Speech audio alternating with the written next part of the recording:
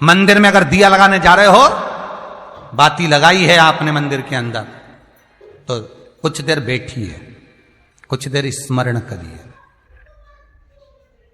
हमारे यहां तो यहां तक कहा गया है कि किसी मुर्दे को अगर जलाया भी जाता है तो कपाल क्रिया तक रुकना पड़ता है कि थोड़ा रुकिए, कोई पीछे से आकर कुछ कर ना जाए। दीप जलाएं, थोड़ी देर रुकिए। और दीप का भी नियम है महाराज, दीप का भी नियम है। दिए में जो फूल बत्ती लगती है, गोल बत्ती लगती है, गोल वाली, ये बत्ती हमेशा कोई विष्णु भगवान की पूजन कर रहे हो, शिव जी की पूजन कर रहे हो, कोई अन्य देवता का अगर आप स्मरण कर रहे हो तो गोल बत्ती लगाई जाती है। भगवान के मंदिर में पूजन कर रहे हो तो गोल बत्ती लगाई। लंबी बत्ती, लंबी वाली जो बत्ती होती है लक्ष्मी की पूजन में, देवी पूजन में, जितनी भी माताओं की आप पूजन करोगे, जितनी भी देवियों का आप स्मरण करोगे, उसमें लंबी बत्ती का प्रमाण है। पितरों की पूजन में लंबी बत्ती का प्रमाण है। पितरों को कभी गोल बत्ती नहीं लगती। आप मटके के पास में, परिंदे के पास में, जल के पात्र के पास में कोई भी अगर दिया लगाएंगे तो वहां गोल बत्ती रखकर लगाएंगे तो घर में लक्ष्मी नहीं टिकेगी। कई लोग कहते हैं कि परिंदे के पास, मटके के पास में, पानी के स्रोत के पास में जहां जल भरते हैं, हंडा रखते हैं, टंकी रखते हैं, वहां पर मटके के पास बत्ती लगाओ, दिया लगाओ, पितर शांत रहेंगे। तो पितरों को शांत करो, मना नहीं है, पर दिया लगाने का नियम है कि पितरों को अगर आप दिया लगा रही हो मटके के पास, परिंदे के पास, या अमावस्या के दिन पितरों के लिए अगर दीप लगा रही हो तो गोल बत्ती अगर लगाओगी तो कार्य कभी सफल नहीं होगा। धन आएगा जाएगा, टिकेगा नहीं। इसलिए पितरों के लिए अगर दिया लगाना है, पूर्वजों के लिए दिया लगाना है, पितरों के लिए अगर दीप लगाना है तो लंबी बत्ती लगाइए, लंबी बत्ती। महाराज, लंबी बत्ती का प्रमाण हमारे यहां शास्त्र करते, गोल बत्ती का प्रमाण। और सुंदर चरित्र कहा, यदि आपके जीवन में बहुत ज्यादा लक्ष्मी से तकलीफ है, कष्ट बहुत ज्यादा है, या इसलिए शायद कहा जाता है कि भगवान को सर्वश्रेष्ठ कौन सा चंदन अच्छा लगता है। आपको पहले भी कथा में कहा, आगरा की कथा अगर किसी ने सुनी होगी तो उसमें वर्णन किया। भगवान को सर्वश्रेष्ठ चंदन कौन सा, भगवान को सर्वश्रेष्ठ चंदन कौन सा प्रिय है, वो कौन सा चंदन है जो भगवान विष्णु को लगाएं, राम को लगाएं, कृष्ण को लगाएं, वो कौन सा चंदन है जो श्री हरि को लगाया जाए। तो जीते जी भगवान विष्णु एक बार गले लगाते हैं, उसको कहते हैं हरि चंदन। कौन सा चंदन है? हरि चंदन। हरि चंदन बाजार में नहीं मिलेगा, हरि चंदन आपको बनाना पड़ेगा। कैसे बनाना है? तुलसी जब सूख जाए उसकी जड़ को निकाल लिया जाए, वो जड़ को पानी में धो लिया जाए, धोने के बाद उसको सिलबट्टे पर, पत्थर पर घिसा जाए और घिसकर उसमें थोड़ा सा कुंकू, रोली डालकर तैयार कर कर जो भगवान विष्णु के मस्तक पर, कृष्ण राम के मस्तक पर लगा देते हैं और उसकी एक बिंदी अपने हृदय पे लगा लेते हैं। जीते जी भगवान एक बार उसको गले लगाते ही हैं। हरि चंदन प्रियता।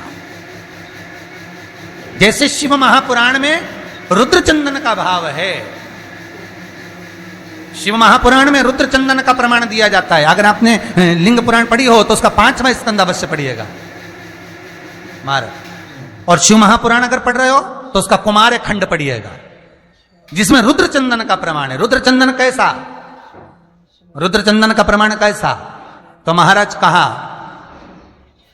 चंदन घिसकर, पीला चंदन घिसकर उस चंदन को 3 मुखी रुद्राक्ष पर लपेट लिया जाता है। 3 मुखी रुद्राक्ष पर उस चंदन को लपेटा जाता है। लपेटोगे उसके बाद उसको ऐसा गोल करोगे तो एकदम चिकना हो जाएगा, एकदम चिकना, ठीक है, एकदम चिकना हो जाएगा। और उस चंदन को आप शिवरात्रि के दिन, और कोई से भी महीने की शिवरात्रि, किसी भी महीने की हो, सब फलदायी होती है। अगर आप पंचांग में देखेंगे तो शिवरात्रि लिखी हुई आती है, हर महीने शिवरात्रि पड़ती है।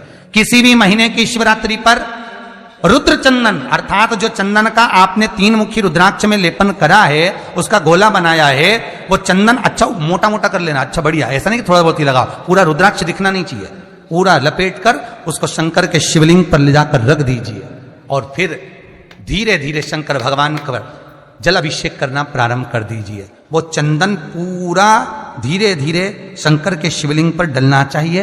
शंकर के मूल मंत्र श्री शिवाय नमस्तुभ्यम का जाप करिए। यह कहलाता है रुद्र चंदन। इस चंदन के अभिषेक से महाराज जो काम नहीं होता आप कर कर उस कार्य को प्राप्त कर सकते हो, सिद्ध कर सकते हो। रुद्र चंदन, हरि चंदन, रुद्र चंदन, ये वो चंदन है जो जीवन का सुख प्रदान करने वाले हैं, हरि तत्व देने।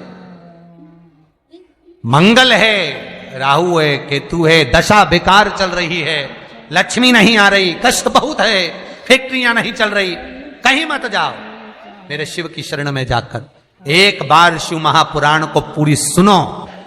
शास्त्र के हटकर कुछ नहीं बोलेंगे, जो शास्त्र सम्मत है स्कंद पुराण में, विष्णु पुराण में, नर्मदा पुराण में, लिंग पुराण में, शिव महापुराण में, भविष्य पुराण में जितनी जितनी बातें लिखी होती है उसको छाट छाट कर लेकर आते हैं, आपको बता देते हैं कि आप ये कर लो, उससे फायदा मिल जाएगा। कोई ज्योतिषी नहीं, कोई कुछ नहीं, बस केवल भजन करो, शंकर का अनुमोदन करो और विश्वास रखो शंकर पर, तो किसी को 1 रुपया देने की जरूरत नहीं पड़ेगी। भजन करो, विश्वास शंकर पर रखना, जन्म मरण और परण वो देगा, सुख वो देगा, समृद्धि वो देगा। जिसके घर में बहु रिद्धि सिद्धि हो, जिसके घर में अमोद और प्रमोद पोते हो, जिसके घर में शुभ और लाभ दरवाजे पर बेटे बनकर विराजमान होते हो, जिसके घर में स्वयं अखंड सौभाग्य देने वाली पार्वती हो, जिसके घर में लक्ष्मी देने वाली लक्ष्मी बेलपत्र के पेड़ के नीचे झाड़ू लगाती हो, जो स्वयं सरस्वती को स्वर प्रदान करता है वो शंकर है।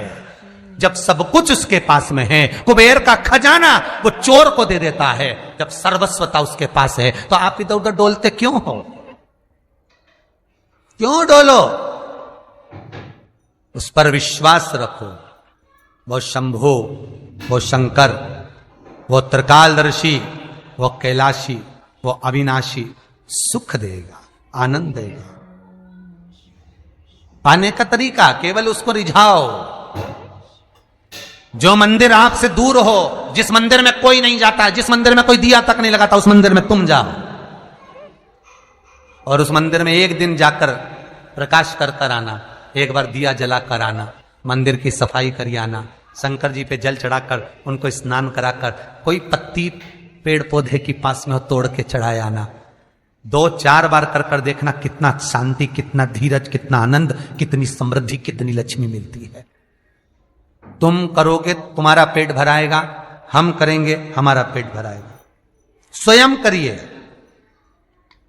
ओ ब्रह्मलोक के देवता ब्रह्मा हैं, बैकुंठ के देवता भगवान विष्णु हैं, और मृत्यु लोक का अगर कोई देव है तो वो महादेव है, केवल शंकर, केवल शिव, मृत्यु लोक का देव। अभी एक विचार करो, तुम्हारे घर में अगर थोड़ी सी तकलीफ आई तो सबसे पहले अमेरिका में लड़का रह रहा वो आएगा क्या? पूना में बच्चे रह रहे हैं वो आएंगे क्या? इंदौर में बेटी रह रही वो आएगी क्या? उज्जैन में कोई रह रहा है वो आएगा क्या? सबसे पहले वो आएगा जो तुम्हारे घर के पास होगा या घर के करीब में होगा, बिल्कुल लगा हुआ होगा या घर में होगा। अब आप कहां रहते हो? जितने लोग कथा सुन रहे हैं सही बताना, कहां रहते हो? पृथ्वी पर मृत्यु लोक में रहते हो। और पुकार किसको रहे हो? ब्रह्मलोक में। पुकार किसको रहे हो? बैकुंठ लोक में। पुकार किसको रहे हो? इंद्रलोक में। और जो घर के घर में रह रहा है, जो तुम्हारे पास में रह रहा है, जो मृत्यु लोक में रह रहा है, उसको तो बुला ही नहीं रहा। कई लोग कहते हैं